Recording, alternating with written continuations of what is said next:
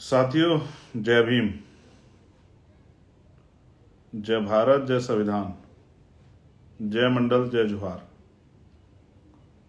Live में देरी के लिए मुझे खेद है, लेकिन मैं ये आपको बताना चाहता हूं कि लोकसभा का सत्र चल रहा है। इस वजह से हाउस के चलने की वजह से मैं हाउस में ही था। मुझे अपनी बात रखनी थी, इस वजह से मुझे देरी हुई है। और मैं आप सबके लिए मंगल कामनाएं करता हूं, आप सबके लिए प्रार्थनाएं करता हूं कि आपके परिवार में सब अच्छा हो और आप स्वस्थ रहें, दीर्घायु हो। मुझे आज का मुझे बेसिकली लाइव कल करना था, लेकिन मुझे पता था कि आप सब लोग घरों तक नहीं पहुंचे हैं। आप लोग जो हैं रास्ते में हैं, कोई बस में है, कोई ट्रेन में है, कोई अपनी गाड़ी में है, कोई जो है किसी के साथ आया है। तो मुझे लगा कि अभी लाइव नहीं करना चाहिए, कल करेंगे जब सब लोग अपने अपने घर पहुंच जाएं तब। तो मैं पुनः आपको धन्यवाद और आभार आपका करता हूं और अपनी बात को शुरू करते हुए सभी समय समय पर जन्मे सभी संतों, गुरु और महान पुरुषों को नमन करता हूं।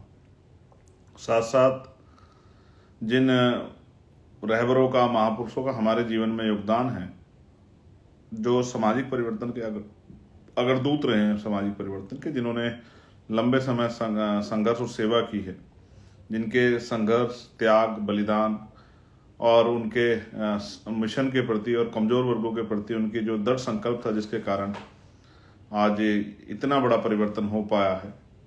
मैं औरों की तरफ भी देखता हूँ, लेकिन जब अपनी तरफ देखता हूँ तो महसूस करता हूँ कि आज देश की सबसे बड़ी पंचायत लोकसभा में मेरे जैसा व्यक्ति, जो प्राइमरी स्कूल के हेडमास्टर का बेटा है, जिसकी आर्थिक स्थिति बहुत अच्छी नहीं है, या ये कहें कि जो बहुत पहुंच नहीं रखता, जिसके पीछे कोई बहुत बड़ा विरासती नाम नहीं है कि उसके दादा, परदादा, माँ, पिता मुख्यमंत्री, प्रधानमंत्री, विधायक, सांसद रहे हों या मंत्री रहे हों, ऐसा कुछ भी नाम नहीं है। तो ये सब कुछ संभव हो पाया तो ये आप लोगों के संघर्ष से, और ये बाबा साहब अम्बेडकर का संविधान है, उसकी वजह से संभव हो पाया है। उसमें हमारे महापुरुषों का योगदान। तो मैं सभी महापुरुषों को भी याद करता हूँ। जब आप यहाँ से फ्री होंगे तो मेरे पार्लियामेंट में जो आज जो बयान मैंने दिया है उसको भी सुनिएगा। आपको एहसास होगा कि मैंने कुछ बातें जो कही हैं वो आप सबके लिए। तो मैं महामानव तथागत बुद्ध के बाद और सभी संतों गुरुओं के बाद मैं याद करता हूँ, नमन करता हूँ राष्ट्रपिता ज्योतिबा फूले जी को, माँ सावित्रीबाई फूले जी को, छत्रपति साहू जी महाराज को, डॉक्टर बाबा साहब अम्बेडकर को, महामना रामस्वरूप वर्मा जी को, बाबू जगदेव प्रसाद कुशवाहा को, जननायक कपूरी ठाकुर को, संत गाडगे जी महाराज को, नारायणा गुरु को, बिजली पासी, महाराजा बिजली पासी को, मैं अवंतिका बाई लोधी जी को भी, माँ जलकारी बाई कोरी को भी, मैं तमाम उन वीरांगनाओं को, तमाम उन वीरों को याद करता हूँ जिनका योगदान है। बाबू श्री दयाल चौरसिया जी हों या संतराम बी ए प्रजापति जी हों या कोतवाल धन सिंह गुर्जर हो या विजय सिंह पथिक जी हो, या उनके बाद जो है हमारे दीना भाना वाल्मीकि जी हों साहब, या साहब काशीराम जी हो, मैं उन सबको भी याद करता हूँ। और मैं धन्यवाद देता हूँ भीम आर्मी को, भीम आर्मी के साथियों को, कि इस आंदोलन में उनका बहुत बड़ा योगदान है। हमारे लीडर जो हैं भीम आर्मी के, उन सबको चोटी से लेके और नीचे तक के जो हमारे कार्यकर्ता हैं, ग्रामीण क्षेत्रों में जो काम करते हैं, और मैं आज़ाद समाज पार्टी के संगठन को, उनके साथियों को भी धन्यवाद दूंगा। साथियों, मैं उड़ीसा गया था, उड़ीसा में जुल्म हुआ, और उड़ीसा में जब हम लोग गए और संगठन की मीटिंग कर रहे थे, मैं और राष्ट्रीय अध्यक्ष के साथ थे, लेकिन अचानक से एक हमला जो है, अंदर कुछ एक भीड़ घुसती है और वो हमला करती है। उसके बाद जो है बाहर जब हम उनको हमारे लोग उनको निकाल देते हैं, संगठन मजबूत है वहाँ, जब उनको निकाल देते हैं, जब मैं बाहर आता हूँ तो देखता हूँ कि बहुत सारी गाड़ियों में तोड़फोड़ की गई है, और वो तोड़फोड़ इसलिए की गई है कि हम लोगों को डराया जा सके। हालांकि वो लोग नहीं जानते कि हम लोग सिर्फ संविधान से डरते हैं और किससे नहीं डरते। इस तरह के हमलों को हम लोग सहते रहते हैं, इस तरह के हमलों से हम लोग डरने वाले नहीं है। हमले हमारा रास्ता नहीं रोक सकते। और उस दिन मैंने महसूस भी किया कि हमले इसलिए किए जा रहे हैं कि हम लोग डर जाएं, दब जाएं, रुक जाएं, छिप जाएं। हालांकि ये संभव नहीं है। कुछ चीज़ें जिन पे मुझे जिक्र करना है, जैसे आज हमने स्नेहा बहन का जो है कुशवा जो सासाराम की है, और जो वहाँ पर बनारस में रह के तैयारी कर रही थी, उसके साथ जो उसके अपमानजनक रवैया और उसकी जो जान गई है, उसके लिए हमने विषय उठाया।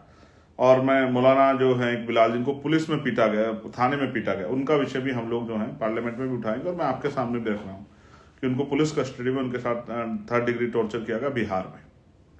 प्यारे साथियों, आंदोलन था और मैं बधाई दूंगा कि कहीं कम और कहीं ज़्यादा बहुत अच्छा आंदोलन जो है आपने, मैं हिमाचल से लेके जम्मू, राजस्थान, पंजाब और उत्तर प्रदेश, और मैं बधाई दूंगा उत्तराखंड के साथियों को, बहुत शानदार आंदोलन किया उन्होंने।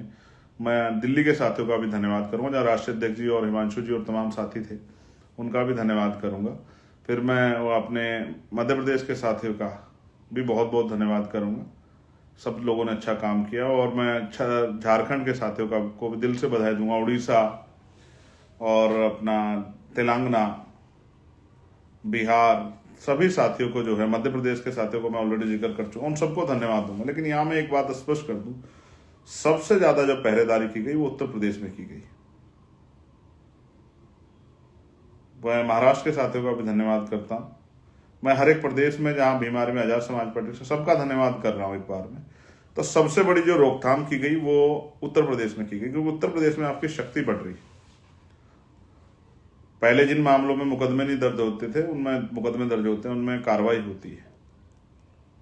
और हालांकि ये हमारे लिए चिंता का सबब है, जिस तरह से यहाँ जातिगत हिंसा और धार्मिक जो अत्याचार, ये सब चीजें हो रही है, हमारे लिए चिंता का सबब है। आर्थिक नुकसान भी जो हमें हो रहा है, ये भी हमारे लिए चिंता का सबब है। मैं इन चीजों पे बात कर रहा हूँ। पहले मैं इस आंदोलन बात करता हूँ। पहली बात, इस जातिवादी मीडिया ने चलाया कि आंदोलन जेड प्लस सुरक्षा के लिए और उन सब के लिए और चंद्रशेखर के लिए, और ये आंदोलन चंद्रशेखर के लिए नहीं था। इस आंदोलन में तो खुद चंद्रशेखर भी था, तो चंद्रशेखर के लिए आंदोलन कैसे हो सकता है? आप समझो, इस जातिवादी मीडिया का रूप देखो आप। इसलिए मैं आज सोशल मीडिया पर आके सारी बात रखता हूँ। वो तो वही सुनना चाहते हैं जो वो लोगों को सुनवाना चाहते हैं, वही वो उसी पे जो है सवाल पूछते हैं। लेकिन ये सोशल मीडिया हमारा प्लेटफॉर्म है। उन्होंने इस पूरे मामले को डाइवर्ट करने का काम किया, जबकि असल विषय था कि पिछले कुछ दिनों में एक बाढ़ आ गई अपराध की, और जिसको हम ये कहते थे बारात रोकना, जो एक पूरे समाज को जो अपमानित करने का हुआ, ये हिंसा की घटनाएं बढ़ी। मथुरा हो, बुलंदशहर हो, मेरठ हो, शामली हो, सहारनपुर हो, और कल जो एक घटना आगरा से सामने आई, ये बड़ा चिंता का सबब है। ये वो क्षेत्र हैं जहां SC/ST की आबादी और OBC माइनॉरिटी की आबादी बहुत बड़े पैमाने पे है।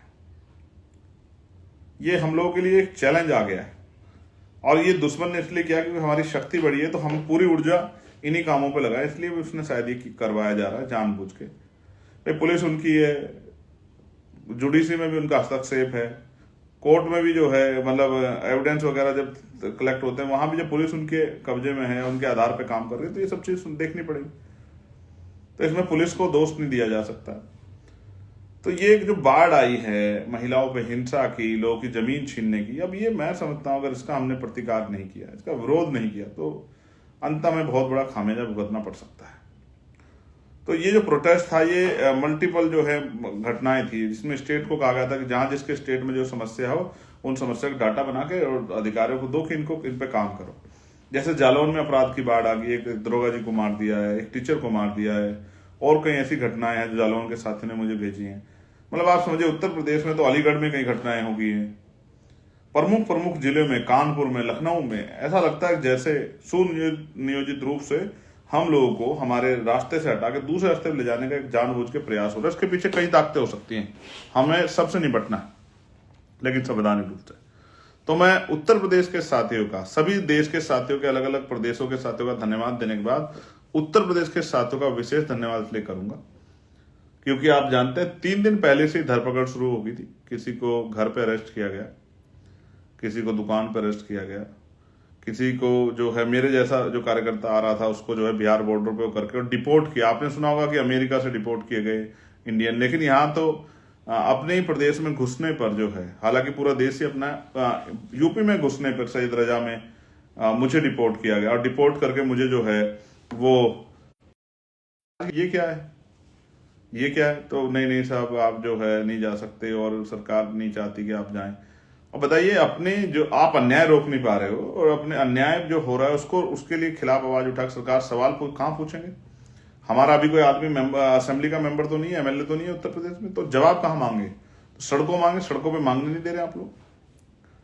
तो ये जो किया गया, जो वहां से निकल के ट्रेन की तरफ गए, उनको ट्रेन पे जो है, ट्रेन पे चेकिंग लगा के ट्रेन पे रोक लिया गया, जिन्होंने नीले पटके पहने थे, या जानकारी करके क्योंकि डाटा मंगाया गया था। और ग्रामीण क्षेत्रों में यहाँ बूथ के, सेक्टर के, और जो भी नेता हमारा पार्टी संगठन का थोड़ा निकला हुआ, उनको अरेस्ट किया। जहाँ कैडर चला था, कैडर में जाके, कैडर में जो लोग काम कर रहे थे हमारे भीम आर्मी के, उनको जो है कैडर लेते, उनको रोका गया। फिर जो है गजब की बात आप देखिए, हर टोल नाके पर पुलिस खड़ी होकर चेकिंग कर रही थी। कुछ साथी बस से निकले, अपनी छोटी गाड़ी, उनकी छोटी गाड़ी को रोका गया। जो बस से निकले वो तो टोल नाकों पे रोके ही जाएंगे कि आप कहाँ जा रहे हो।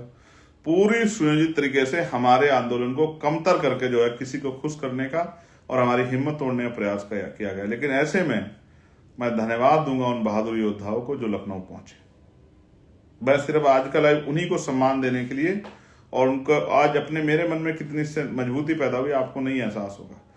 आप हजारों की संख्या में, मुझे बताया गया कि परिवर्तन चौक पे तो कई हजार लोग थे, लेकिन पूरे लखनऊ में जो भी अपनी गाड़ी से आसपास से, जैसे हमने सोचा था कि ज्यादा लोग लखनऊ से बुलाए जाएंगे, लखनऊ आसपास से, तो बॉर्डर पे जिस तरह चेकिंग लगा के और बॉर्डर के बाहर हमारे साथियों को रोका गया, जिस तरह से मेट्रो जो की आवाजाही बंद की गई, जिस तरह से जो रूट जो है परिवर्तन किए गए, और घर मतलब हर पुलिस कर्मी से लेकर एडमिनिस्ट्रेशन सब लोग जिसकी ताकत में लगे थे कि चंद्रशेखर आ जाए, आंदोलन सफल हो, हमारे प्रदेश के लीडर को रोका गया।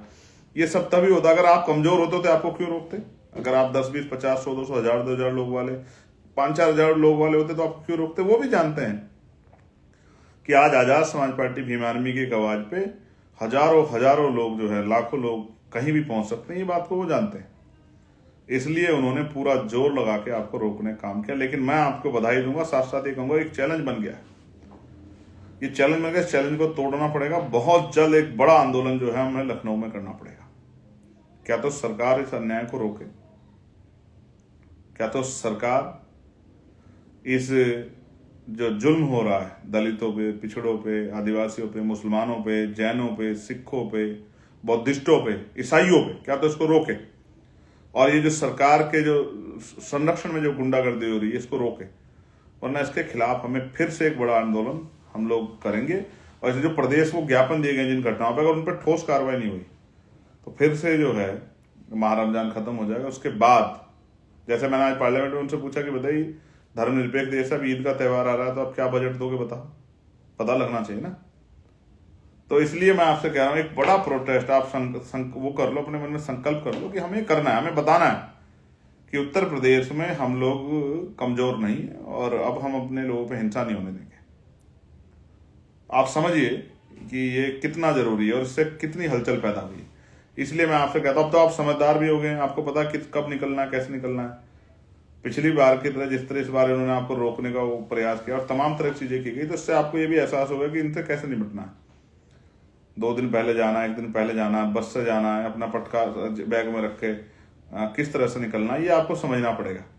ये एक समझदारी थी। और जो कार्यकर्ता वहां पहुंचे थे उन्होंने संकल्प लेकर जिस तरह का जो है एक विश्वास दिखाने का काम किया, ये भी जो है बहुत शानदार था। मैं आप सबको बधाई देता हूं। और एक बहुत जल्द हम लोग कमर कस लें, एक बड़ा प्रदर्शन जिसमें कम से कम 2 लाख लोग हम लोग जो है लखनऊ पहुंचे, एक बड़ा प्रदर्शन की तैयारी हम लोग अब जो है ये ईद के बाद हम लोग करेंगे। आप लोग कमर कस लें, मन संकल्प कर लें। जो एक आदमी साथी पहुंचा था वो अपने यहाँ से अपने बूथ के 10 साथियों को लेकर पहुंचे। हम इस सरकार को बताएंगे कि अन्याय हम लोग नहीं सहने वाले हैं, बस अन्याय का प्रतिकार किया जाएगा। और जो समस्याएं हैं उत्तर प्रदेश में, चाहे वो नौजवानों की हो, चाहे वो छात्रों की हो, चाहे वो बहनों के सम्मान की हो, चाहे वो किसानों की हो, चाहे वो व्यापारियों की हो, उन सब समस्याओं पे हम लोग काम करके दिखाएंगे। ये भी हमें अपने मन में संकल्प करना और हमें अपने संगठन को और मजबूत बनाना है। जो साथी जहां काम कर रहा है वो अपने अपने जिस पद पे या जिस क्षेत्र में वो है, अगर वो बूथ का कार्यकर्ता तो अपने आप को छोटा ना माने, लेकिन अपने बूथ को सबसे अच्छा बनाए।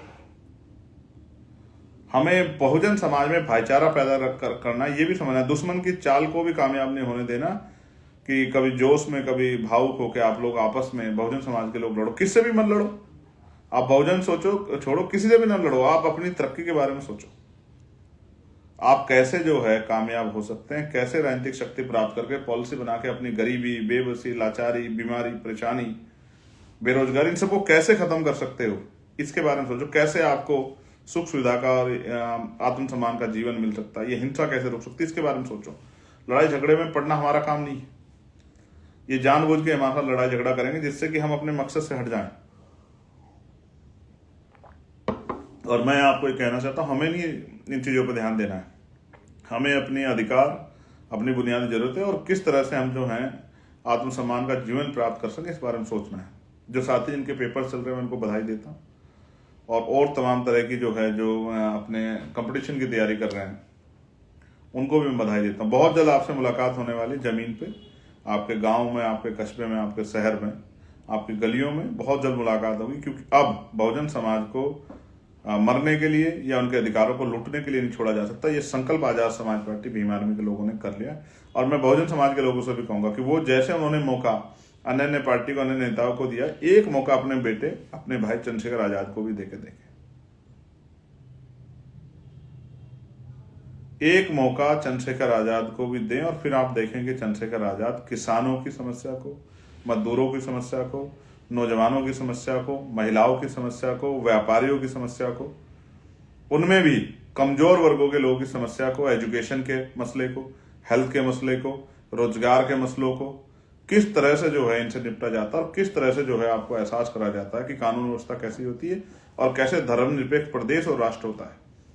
मैं इसके लिए आपका आभार प्रकट करूंगा और आपसे अपील करता हूं कि अपने अपने बूथ को, अपने अपने सेक्टर को, अपने विधानसभा, अपने अपने जिले को मजबूत करें। जिस दायित्व पे आप हैं, जिस पद पे आप हैं, उस पद को छोटा बड़ा ना मान के जो ड्यूटी आपकी लगी, जो कार्य आपको है, उसको पूरा करने का काम करें।